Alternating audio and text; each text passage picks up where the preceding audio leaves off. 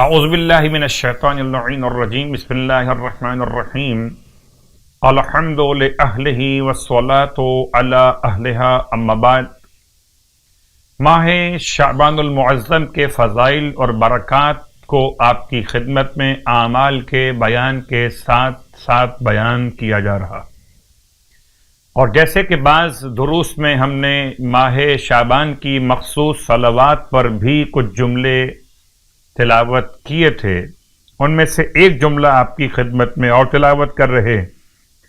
ماہ شعبان المعظم کی مخصوص صلوات امام سجاد علیہ السلام کی تعلیم کردہ ہے۔ اس کا وقت تلاوت ویسے روزانہ زوال آفتاب کے وقت یا نماز ظہر سے پہلے پڑھ لیجئے یا نماز ظہر کے بعد پڑھ لیجئے۔ ارشاد فرماتے مولا کہ اللہم صلی علی محمد وآل محمد، اے خدا تو محمد اور آل محمد پر درود اور رحمت نازل فرما۔ الکہف الحصین، کہ جو مضبوط ترین پناہ گاہ ہے۔ کہف کہتے ہیں پہاڑ کے غار کو، حصین کہتے ہیں مضبوط ترین پناہ گاہ کو۔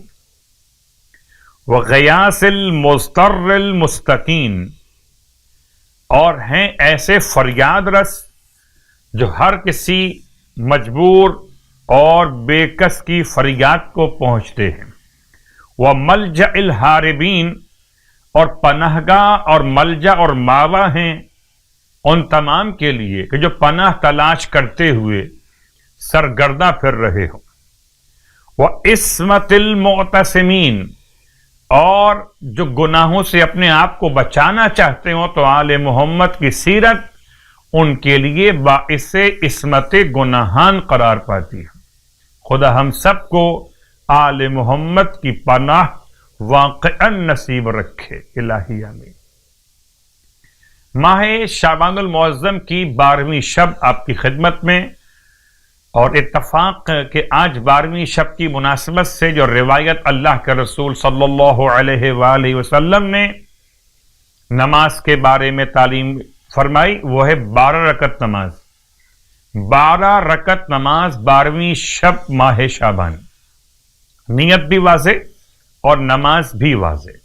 طریقہ نماز کا کہ یہ 12 رکعت نماز اس طرح سے پڑھی جائے کہ ہر رکعت میں الحمد کے بعد سورہ الہاکم التکاثر 10 مرتبہ پڑھی جائے۔ 6 نمازیں رکعات بنیں گی 12، اور ہر رکعت میں الحمد کے بعد سورہ تکاثر کی سورہ کی تلاوت یہ کی جائے گی 10 مرتبہ۔ خداوند عالم اس کی تلاوت کی برکت سے 40 سال کے گناہوں کو بخش دے گا، اور اس کے لیے 40 درجات آخرت میں بلند فرما دے گا، اور اس کے لیے 40,000 فرشتے خدا سے مغفرت کی گزارش کریں گے، اور اس کے نام اعمال میں اتنا ثواب لکھا جائے گا کہ جیسے کسی نے شب قدر کو حاصل کر لیا ہو۔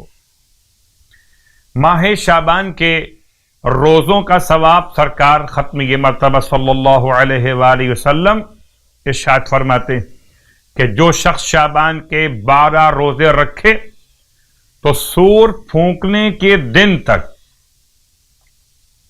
ہر روز 70,000 فرشتے قبر میں اس کی زیارت کریں گے، اس کے دفن ہونے سے لے کر دوبارہ اٹھائے جانے تک سور پھونکنے کے اعتبار سے ہر روز 70,000 فرشتے قبر میں اس کی زیارت کریں گے۔ خدا ہم سب کو ماہ مبارک شعبان کے صیام اور قیام کی توفیقات عنایت فرمائے۔ بالخصوص ہم سب کو اس مبارک مہینے میں گناہان صغیرہ و کبیرہ سے محفوظ رہنے کی توفیق عطا فرمائے۔